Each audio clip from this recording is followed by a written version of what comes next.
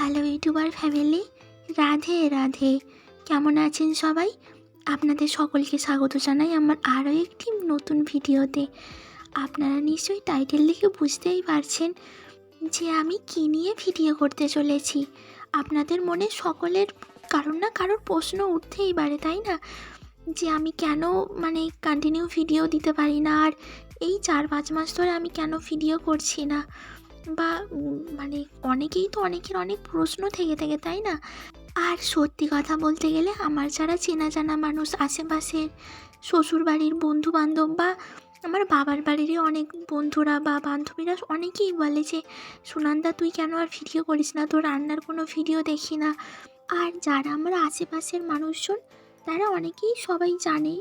যাই হোক, আসল ব্যাপারটা কী বলুন তো, আমাদের পরিবারে না নতুন একজন সদস্য আসতে চলেছে। এটা খুশিরই খবর, কিন্তু তার থেকেও বেশি কি সমস্যা হচ্ছেন জানেন তো? আমি এই যেদিন থেকেই সুখবরটা পাই, সুখবর পাওয়ার সাথে সাথে আমার আরও যে শরীরের প্রবলেম শুরু হয়ে গেছে। কি বলবো, এখন কি বলবো আমি বুঝে উঠতে পারছি না কে কতটা বিশ্বাস করবে বা কে কী ভাববে। কিন্তু অনেক মায়েরা দিদিদেরই এইরকম হয়, বা সবাইকেই এই সিচুয়েশান পার করে যেতে হয়।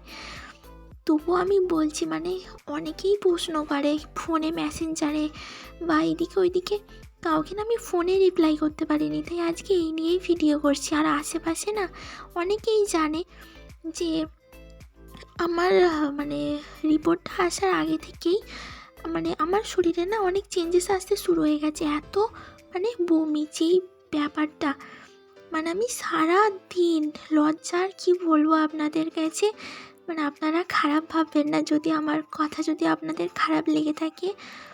কন্টিনিউ বমি হয়ে যাচ্ছে, কোনো খাবার দাবার না, শুধু জল উঠে যাচ্ছে। এত কষ্ট, আমি জীবনে এত বড় হয়েছি। আমি প্রথম ভাবতাম যে জ্বর সর্দি কাশি বা যাই হোক কিছু হলে এক্ষুনি ধরুন লাস্ট 1 সপ্তাহ জ্বরে কেউ বিছানায় পড়ে থাকে, কিন্তু আমি দেখছি আজ খারাপ তো কাল আরও বেশি খারাপ হয়ে যাচ্ছি। আমার কন্ডিশানটা আরও বেশি অন্যদিকে চলে যাচ্ছে। ওষুধ খাচ্ছি তাও কমছে না, সারা দিন বিছানায় শুয়ে থাকি আমি। প্রথম থেকে শুরুটা কীভাবেই হয়েছে তো সেটা থেকেই বলছি।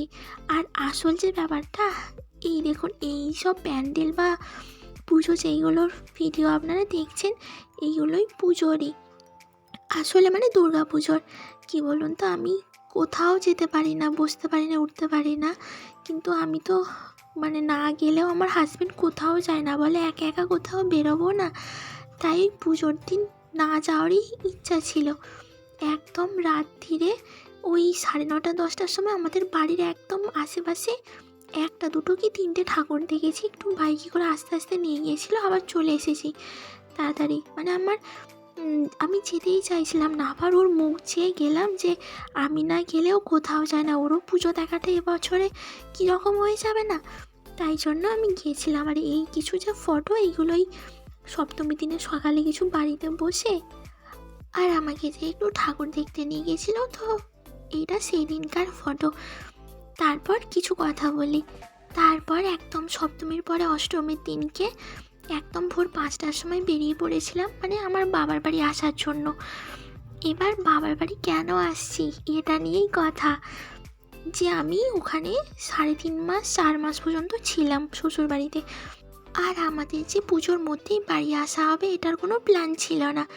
শরীরটা এত খারাপ হয়ে গিয়েছিল সপ্তমীর দিনকে, না এসে আর পারলাম না। আর এই যে ভাই দেখতে পাচ্ছেন ডান দিকে সাদা শার্ট পরে, এই ভাইটা না খুবই ভালো, আমি যে আমার হাজব্যান্ডের ফ্রেন্ডের নিজের ভাই সুদীপ। হঠাৎ করে এনাকে বলতেই না আমাদের একটু দিয়ে গেল স্টেশন পর্যন্ত। হঠাৎ করে, নাহলে গাড়িও পাচ্ছিলাম না। আর এই ভাইয়ের নিজেরই, যখন বলা হয় তখনই কিছু না কিছু বিপদে পড়লে সঙ্গে সঙ্গে ছুটে চলে আসে। খুবই ভালো ভাইটা। তারপর ট্রেনের রাস্তায় একটু জার্নিটা দেখালাম। আর আমার বাবার বাড়িতে একদম বাড়ির সামনেই পুজো হয়, তাই বাড়ির সামনে এই দশমীতে একটু গিয়েছিলাম, মা নিয়ে গিয়েছিলো আস্তে আস্তে করে। আসল যে ব্যাপারটা কি হচ্ছে বলুন তো, কি বলবো, আর আপনারা হয়তো খারাপ ভাবতে পারেন বা আমি কেন বাড়ি চলে আসলাম বা কি হচ্ছে। জানেন তো আমি এই 3-4 মাস যেই থেকে আমি ভিডিও বন্ধ করেছি, সেই থেকে আমার এতটা খারাপ অবস্থা হয়ে গেছে, শুধু আমি 2 বার রান্না করছি, কোনো রকমে রান্নাটা করেই শুয়ে পড়ছি। রান্না করতে করতে জানেন আমাকে দৌড়াতে হচ্ছে, এত শরীর খারাপ করছে বলে। তারপর এত বমি হয়ে হয়ে আমার প্রেশার নেই, দাঁড়াতে পারছি না, আমাকে ধরে ধরে নিয়ে যেতে হচ্ছে। আর আমার রক্তের মানে অনেক রকমই পরীক্ষা হয়ে গিয়েছিল, 9-10 রকমের। এবার প্রথমে আমার হিমোগ্লোবিন মানে রক্তের পরিমাণটা ঠিকই ছিল, 13.37 কত একটা ছিল। এবার তারপর শেষে আমি বাবার বাড়িতে এসেছি, হিমোগ্লোবিনটা আবার টেস্ট করলাম নতুনভাবে, ডাক্তার দেখালাম, আমার একদম 6-এ নেমে এসছে। আমি প্রথমে বুঝতে পারছিলাম না যে আমার কি হচ্ছে, কিসের শরীর খারাপ। আর একটা কথা এখানে বলে রাখি, এই যে আমার হাজব্যান্ড এইরকম করছে না দেখছেন, উনি না মানে ক্যামেরার সামনে একদম আসতে যায় না। এমনি শুয়ে শুয়ে টিভি দেখছিলাম, মানে আমার বাবার বাড়িতে একদিন সন্ধেবেলার কথা, টিভি দেখতে দেখতে আচমকা ওর ভিডিও করি, ভেবেছে হয়তো ক্যামেরা দিয়ে ছবি তুলছে, তো তুমি ছবি তুলতে গিয়ে না আচমকা ভিডিও করতে স্টার্ট করে দিই। প্রথমে বুঝতে পারিনি, তারপর দেখছি না এটা তো ভিডিও চালু হয়েছে, তারপর উল্টো পাল্টা মানে মুখের এক্সপ্রেশান দিচ্ছে, ভাবছি আমি ভিডিও তো কাট করে দেবো বা কিছু করব না। তো এই জন্যই, যাই হোক, এবার যেটা বলছিলাম, আমার হিমোগ্লোবিন না একদম কমে 6 হয়ে গেছে। এবার যেই দিন আমি আমাদের এখানে ডাক্তার দেখাতে যাই, তো সেখানে 6 দেখেই ডাক্তার মানে নতুনভাবে আবার টেস্ট করালো, থ্যালাসেমিয়া, তারপরে হিমোগ্লোবিনের পরীক্ষাটা আবার নতুন করে, থাইরয়েড, 3-4টে মতো পরীক্ষা হলো। সব পরীক্ষার রিপোর্ট ঠিকই আছে, সব মোটামুটি। হিমোগ্লোবিনটা আবার 6-এ নেমে আসতে আমাকে বলছে 4 বোতল রক্ত দিতে হবে, শরীরে একটুকুও রক্ত নেই। আমার এই যে এত শরীর খারাপটা আমি প্রথমে বুঝতেই পারিনি যে আমার সবাই তো এমন হয়, কিন্তু আমার কেন এত কষ্ট হচ্ছে, আমার শরীরে এত প্রথম দিকেই এত রক্ত কমে গেছে। তারপর এখানকার ডক্টর বলছে যে আমি এত বমি করেছি যে আমি 24 ঘন্টা বাড়িতে না, কি লজ্জার কথা বলবো আমি, মানে বাড়িতে একটা বালতি নিয়ে আমাকে রাত্রির বেলা সন্ধ্যের দিকে সবসময় বসে থাকতে হয়েছে। আর আমাকে ওখানে খাওয়াতো জোর করে বা এটা ওটা, তবু না আমি খেতে পারতাম না, কিছু ভালো লাগতো না, মন খারাপ করতো, এত শরীর খারাপ। তো তারপর এখানে মোটামুটি এখন আছে, খুব যে ভালো আছে তাই না।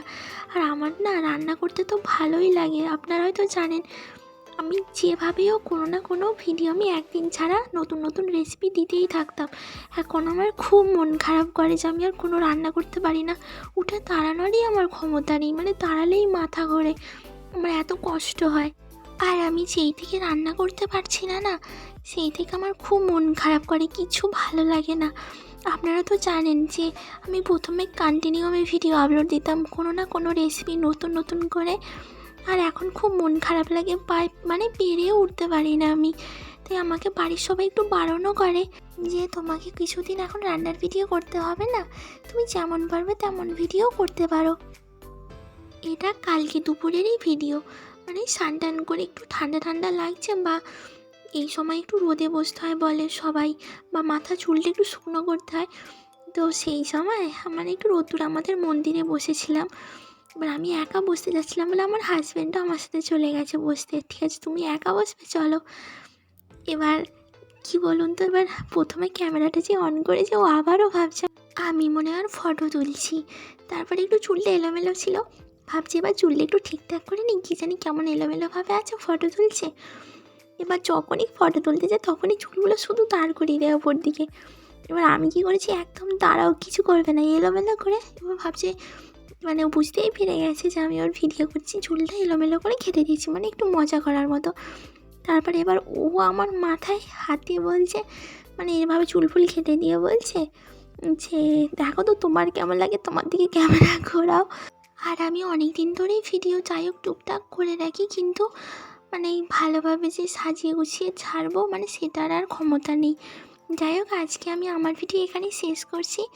আর আমি না রান্না করার অনেক চেষ্টা করেছি, কিন্তু করে উঠতে পারিনি, মানে দাঁড়িয়ে দাঁড়িয়ে বা কন্টিনিউ আমাকে সেটা মানে করে যেতে হবে, আমি একদম পারছি না। আমি মাঝেও না যখন মানে শ্বশুরবাড়িতে ছিলাম, কিছু রান্না করারও চেষ্টা করেছি, সব দোকান বাজারও করে নিয়েছি, এটা করব কি ওটা করব, তারপরে আর দাঁড়াতে গেলেই আমার মাথা ব্যথা ঘুরছে। আজ তাহলে আমি আমার ভিডিও এখানেই শেষ করছি। খুব তাড়াতাড়ি দেখা হবে নতুন একটা কোনো ভিডিওতে।